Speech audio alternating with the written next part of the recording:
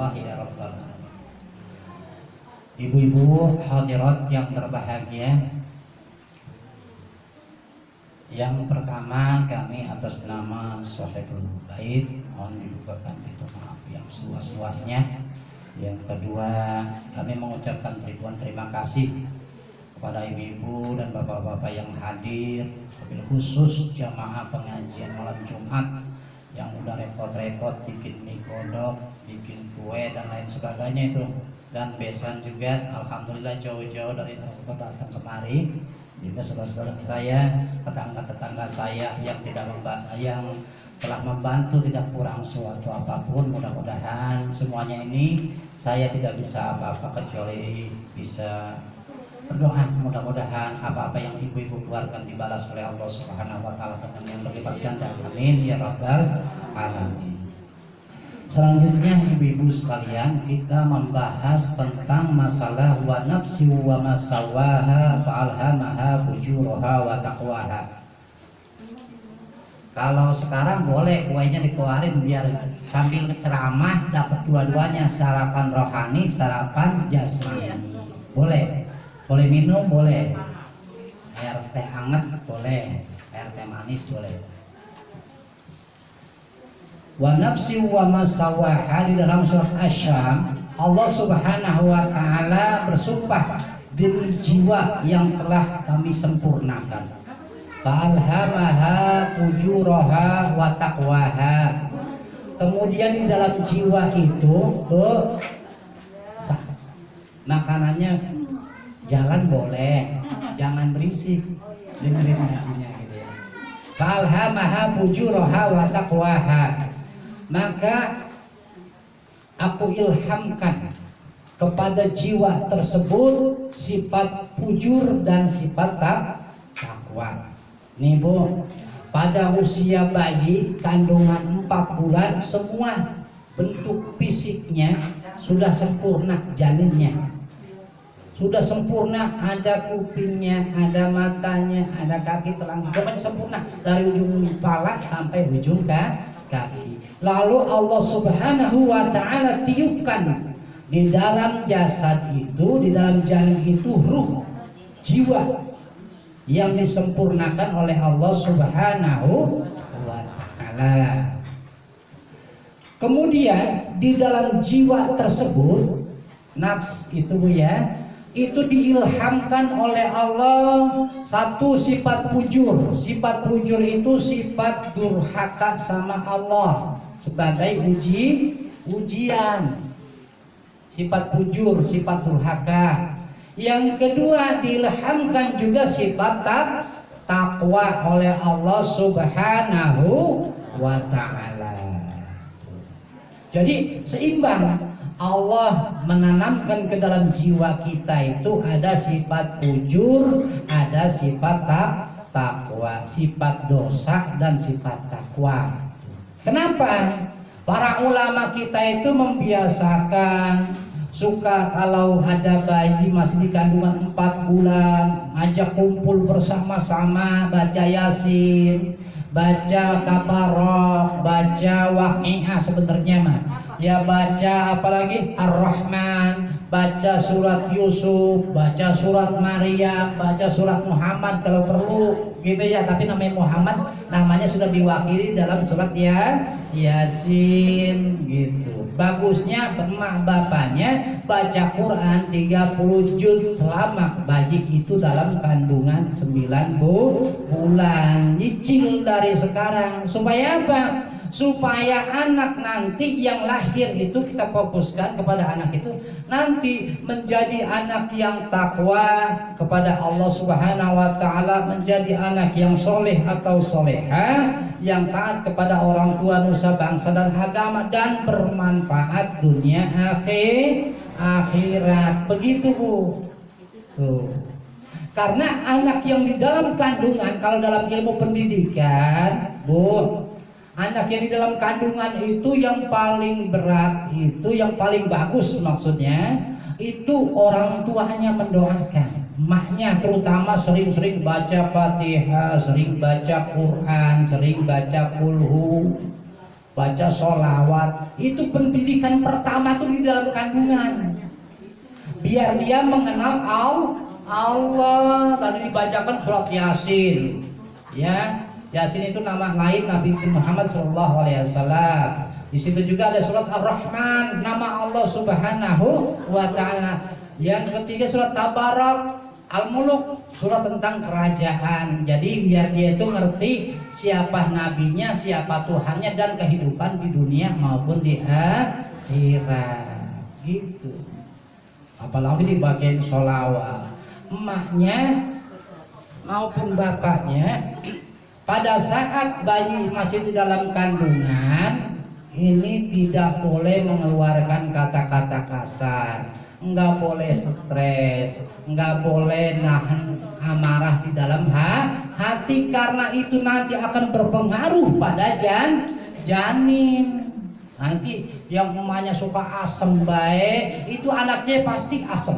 Yang suka emaknya nanti suka ngambek aja, anaknya pasti cengeng, ambekan. Itu karena apa? Disekolahin sama emaknya semacam itu pada saat dia hamil. Nih, makanya di sini seorang suami harus bagaimana bisa mengembirakan istrinya pada saat istrinya sedang hamil. Jangan sampai dibuat marah. Nih Bu ya, Bu ya. Jadi kalau kita silahkan diminum teh hangatnya boleh, itu teh Jowo, gitu. Ada gula batunya tuh, ya. Ada juga Bu di dalam surat tadi wa nafsi wa masawah, ini belum selesai ngebahasnya. Ini saya bahas di dalam buku juga tentang penciptaan manusia, ya. Terus bahwa pada saat Allah menurunkan ilham tadi, ya sifat fujur dan sifat takwa, ini menurut tafsir sifat fujur, sifat dosa itu dikendarai oleh setan yang sebanyak berapa Bu? 80 setan itu di Al-Quran disebutkan dalam tafsir, ya ada dijelaskan semacam itu. Sedangkan sifat takwa di dalam Al-Quran juga dijelaskan oleh para ahli tafsir, ya, bahwa ahli tafsir mengatakan sifat takwa itu ditunggangin oleh malaikat. Di Al-Quran nama malaikat disebut sampai 80 kali. Berarti sifat fujur dan sifat takwa sama-sama seimbang kekuatannya. Sifat fujur 80 setan, sifat takwa 80 malaikat. Makanya di sini kita diberikan akal oleh Allah Subhanahu wa Ta'ala supaya kita bisa mengalahkan sifat-sifat setan. Karena setan itu seimbang kekuatannya dengan kekuatan malaikat. Kita hanya bisa mengalahkannya sifat setan itu dengan cara menekannya. Membanyakan sifat-sifat malaikat, takwa, taat kepada Allah, baca Al-Quran, berzikir, berpuasa, tuh setan lemah sama orang-orang yang model begitu tuh, ya. Tapi sebaliknya, kalau sifat amarahnya istilah dimunculkan dalam kehidupannya, sifat amarahnya, sifat takabur, sombong, sifat-sifat jelek, suka ngomongin orang, dengki, iri hati muncul, itu setan lebih kuat daripada malaikat. Alhamdulillah nih, saya lihat ibu-ibu sudah pada rajin zikirnya. Puasa Syawalnya alhamdulillah ada yang dapat sehari, ada yang dapat 2 hari, ada yang dapat 3 hari, ada yang 6 hari. Mbak Haji yang saya tahu udah lebaran 2 kali Mbak Haji mah. Alhamdulillah beliau sehat walafiat walaupun usianya sudah 80 tahun. Masih kuat ngangkat balok 1 Bu. Saya anaknya nggak kuat ngangkat balok 1. Kalau balok 4 meter berat. Alhamdulillah.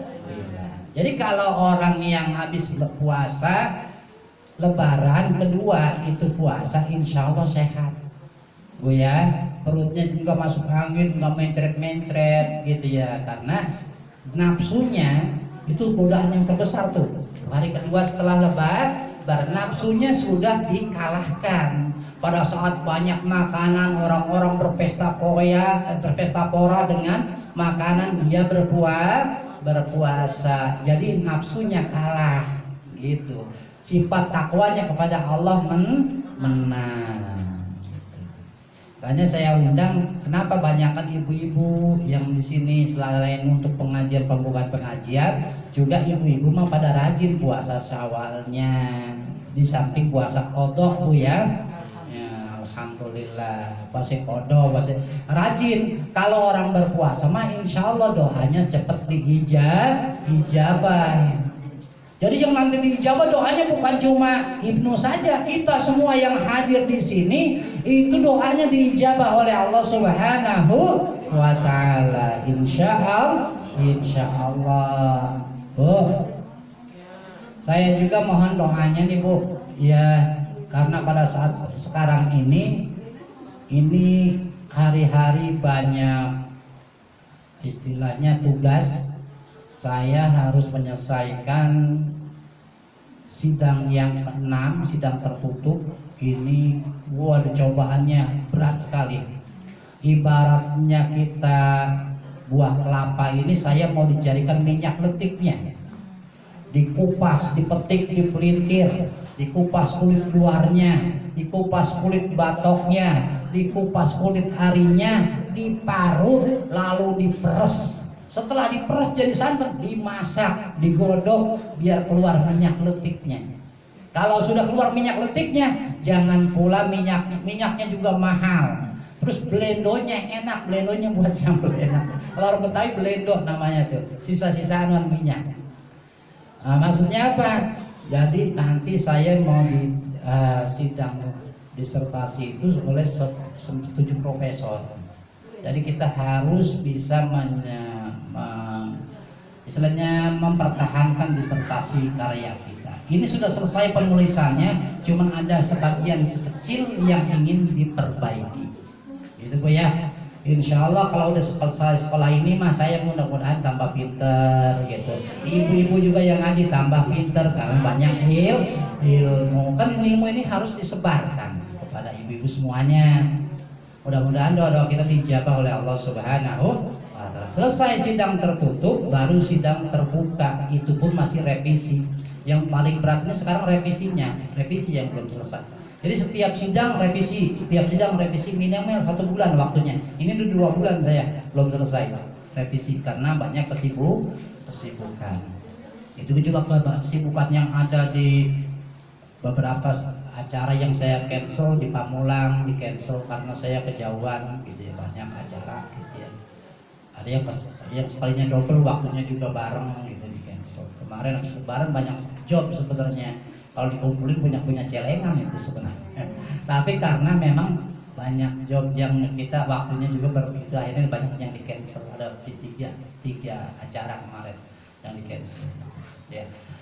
Jadi ibu sekalian, ya oleh karenanya pada saat kita ingin menciptakan misalnya ingin mendidik anak kita supaya jadi anak-anak yang solehah, itu tanamkan sifat-sifat agama. Kalau ibu-ibunya alhamdulillah sudah rajin, ngajinya sudah rajin, puasanya sudah rajin, zikirnya juga sudah rajin. Yang pernah dapat ijazahan Quran 30 juz, mulai sekarang baca lagi, diulang lagi Bu ya.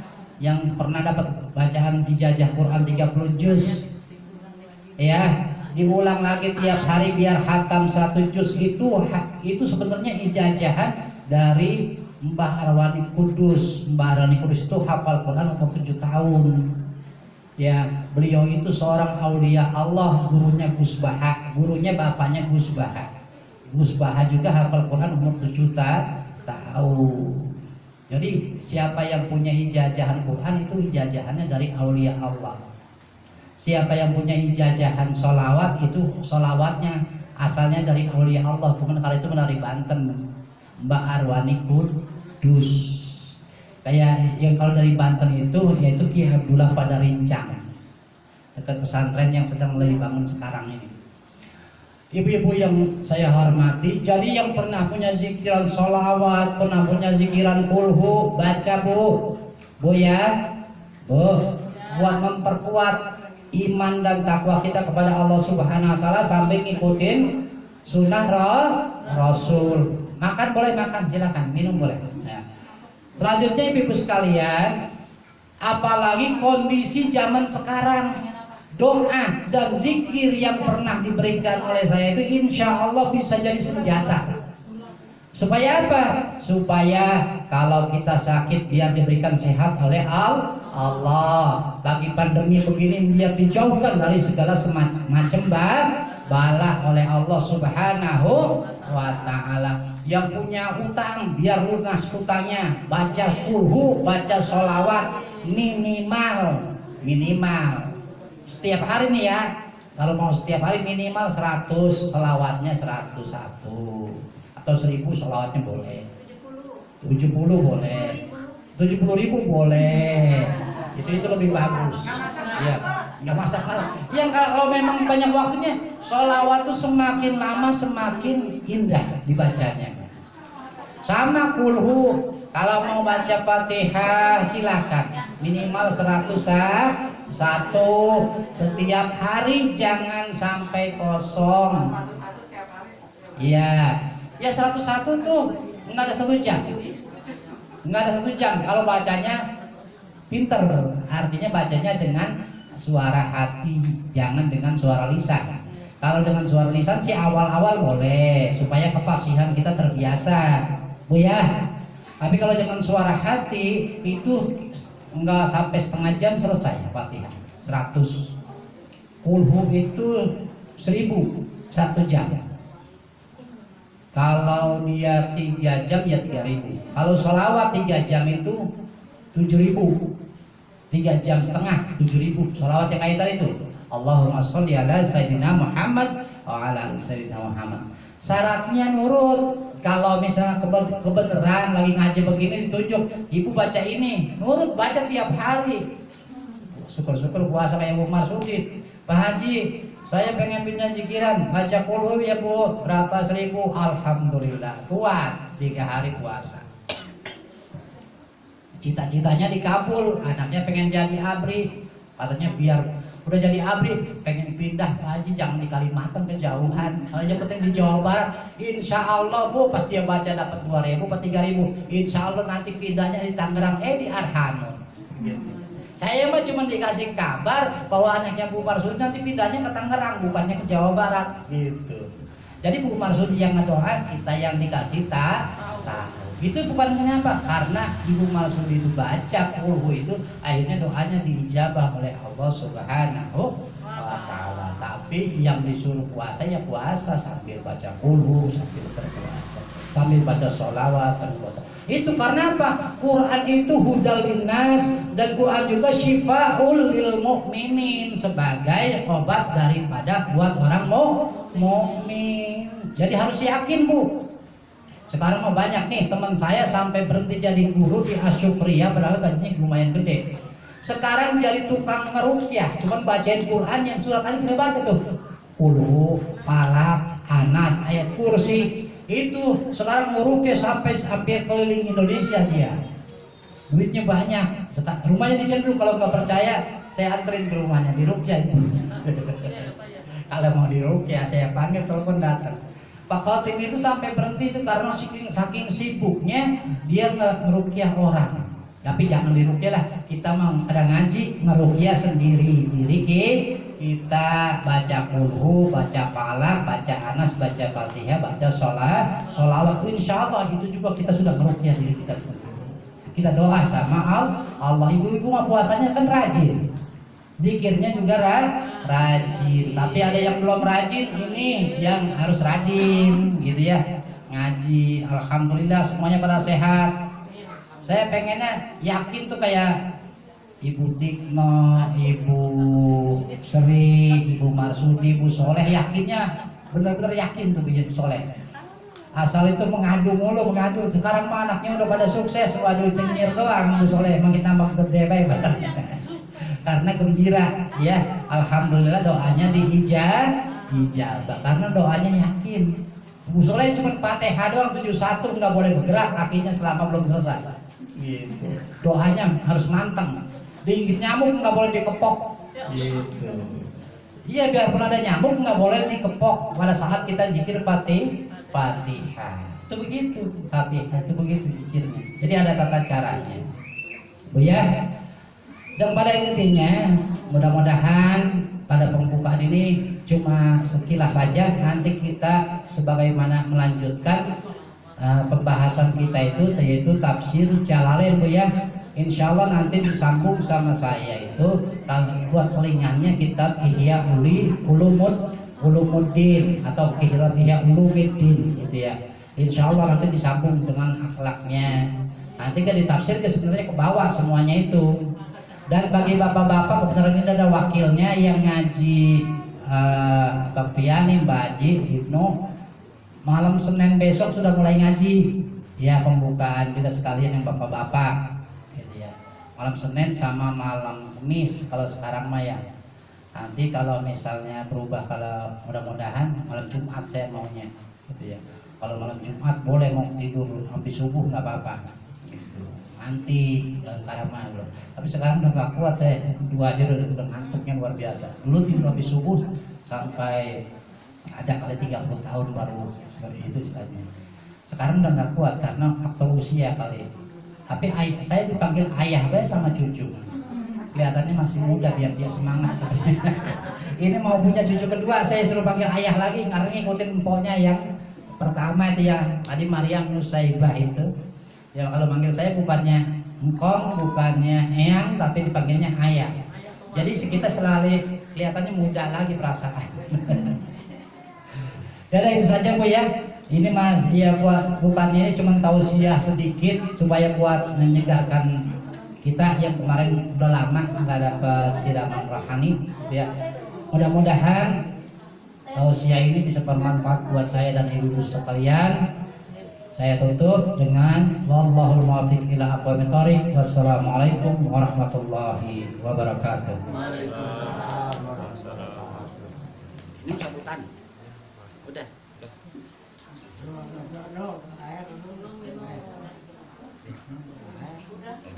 Ini Bu, Bapak makannya. Ibu besok mulai ngaji malam Jumat Pak Ci. Habis bulan ini, habis UAS. Besok masih malam Kamis saja dulu. Ini saya masih ngajar nih sekarang. Berarti nanti Juli baru mulai ya.